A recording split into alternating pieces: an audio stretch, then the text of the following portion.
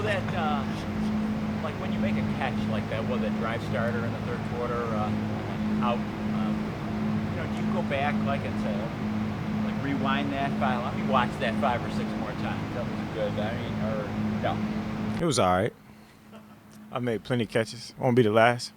Wasn't my first, but just trying to get keep us rolling. We came out hot, especially going into the half, having got some points. Just trying to keep things going, keep Josh in the rhythm, so we can keep executing. Like throughout the game, you can kind of tell like we had our ebbs and flows, especially in the beginning. But getting it rolling and being the offense that we know we can be. So. Sorry to bring this up, but that late in the second quarter, that before Isaiah, I think that was your first drop of the year.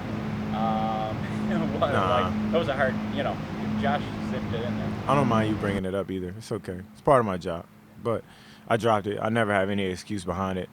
Whether it was, I don't even want to say anything. I dropped the ball. So let's try not to make it a habit. And, Josh has one of the strongest arms I've ever been around. So I told him he only gave me 2 jobs, and that's get open and catch the ball.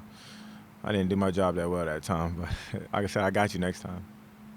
In terms of teams and defenses you've gone against over the course of your career, where does a Mike Tomlin coach team rank in terms of degree of difficulty? Probably like top 3, top 2, just because he's a defensive mind. He's always had a great offense, but his defense is that lone hope that kind of kept that thing going. They spend a lot of money on defense. They're down a guy right now, and everybody knows that. You can kind of see it, but the guys that's replacing them aren't slouches. I think one of the guys lead the league in sacks right now or something like that. So they still have a hell of a defense. Mika Fitzpatrick, if not one of the best safeties in the league. Their corners always play well. So I feel like just Mike Tomlin does a great job of finding the guys that not only make plays but know the game inside the game, like active, fast, and they play some good ball over there. So it's tough to go against, but it's definitely a task for us. I played them for a couple of years now.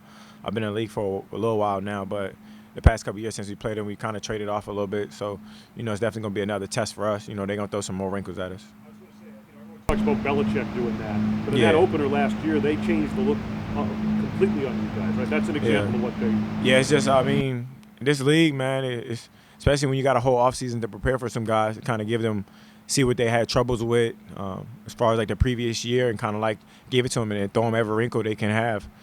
And going into a game, as far as like how we anticipate, we want to, want to air the ball out. We want to do this. And, when teams kind of slow you down, you got to regroup and you got to adjust. So last time we played them, I feel like it was the first game. It's tough when you settle into that first game. It's been a couple games now. We can anticipate doing them some of the same things and maybe even throwing some more wrinkles at us. We don't know yet. But you kind of figure it out throughout the game. And, they've got, how many games have we had now? They can watch us on tape to see what we like to do. And, I'm pretty sure they're putting a plan together to stop it. So just playing what we see, we'll see how it goes. And, not necessarily rolling the dice, but going in and trying to execute. Last week we didn't execute at a high level early on. We got better throughout the game, but that's not the world we want to live in, of getting started late or, X, Y, Z. But our defense played extremely well, We got back in the game and we had a chance to win the game. So looking at the positives, we love where we're at. Steph, what do you think is attributing to those slow starts in games? It could be anything. The week before that, we had a hell of a drive. The week before that, we had a hell of a drive. You never really can put a pinpoint on what. The ball got tipped on the third down. It would have been a first down. But, they got players too, guys that play well, and they're making plays too. So just kind of got to keep chopping wood. Every game and the complexion of the game is going to be different, So we just got to eliminate the self-inflicted wounds, just the small stuff. So we're working at it. I told the guys every day, man, we ain't there yet, but we on the way. I think you're off to the second fastest start by a receiver in Bills history. Does it feel like that?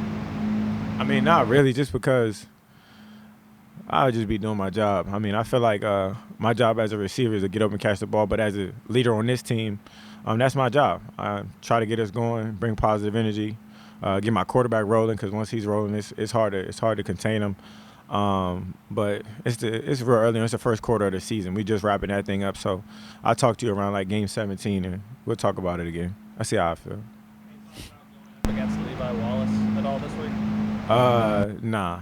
I mean, I feel like Levi played a hell of a ball when he was here. You know, he never really made many mistakes. He made a lot of plays. He's smart. He's instinctual. And I feel like he's a good player. So, you know, going into the game, I know it's going to be a task going against somebody that you win against year in and year out each and every day. So definitely something that I look forward to, like I always say. And, yeah, they got some good players. How do you approach navigating when things are like it is in the receiver room? Like everybody's banged up, really, for the most part. Gabe was just talking to him. He's like, it's been frustrating, and you know, another like third year in the receiver. How do you approach that and kind of lifting them all up? Yeah, we all we got is all we need. I mean, you know, at this time, guys are going to be banged up. It's that little cusp of the season where you're going into that second quarter, and guys are going to be banged up. You know, it's about shaking back, getting your body right, and staying on it. I feel like consistency is everything. You know, I trust in my process and how I prepare for the game, like with my mind, my body. You know what I'm saying, where I'm at physically is everything. So just staying on those guys. You know, keep flipping the pages and stay on your body because you're not young. You're not young forever. You know what I'm saying? I try to tell them now, I'm like this. I'm still young. Don't let it fool you, but I just say it's all about your approach, and you know we're gonna have to battle through some things. You know, we have a tough schedule, and no game is gonna be easy. So do what you can. If you gotta go see Mr. Miyagi or do whatever you gotta do, get your body right. But just stand on those guys; they'll be fine. Working through it, I call it growing pains too, because you're gonna go through it. Everybody's gonna go through something. It's all about how you can overcome, especially being a team that we are, having injuries and being able to muster up not only courage but that next man up mindset. I got a couple guys. I can make some phone calls. Steph, you always talk about yourself as being a work in process. How do you consider that when you're considered to be one of the best receivers in the game? Because, I mean, every game is it's like ebbs and flows of the season. They want you to ride the roller coaster. So I try not to always look at it so personal. You know, last week it was raining, you know, and I don't love the rain. What receiver does? But I look at it as a grand scheme of things like we mustered up a lot in that game. We showed that same heart that we showed in the previous week and came out with a win. So individually, I'm going to continue to put my best foot forward. Things happen like a drop pass and shit like that, but I can't live in a world of mistakes. I try to live in a world of, all right, my next play is my best play. You know what I'm saying? I mean, I'm not perfect. I only know one man that was perfect, and we all know him. But anticipating that my grind each and every day goes into practice. You know what I'm saying? Goes into the meeting room. I'm taking notes like I'm a rookie, and I'm practicing like I'm a rookie because I got something to prove not only to myself but to my teammates of who I am. Always raving about Devin Singletary. He's a baller. What is it about him that Wilson's just kind of love it? It's just Motor's hard not to root for. You know what I'm saying? You see him in practice. He's a cool guy. If you ever spend some time with him, he's just cool, mellow. He works extremely hard. And then on game day, it's just he has that knack for that running back skill, the breaking tackles, the open field. He can shake a guy. He can do everything. So those guys, when they get their opportunities, they're maximizing it. And as a receiver, you see that, and you be like, it's admirable, especially for me, because I'm like, this damn. Like, I don't know how it is to be a running back, but Motor makes it look real easy at times. So just trying to be a player for him as well. But he's a baller. He makes a lot of plays for us. Plays that you not necessarily show up on the stat sheet, but he'll throw an extra block in there, or he'll run down the field when the receiver has caught the ball that, you know, not a lot of guys do. So a lot of respect for him.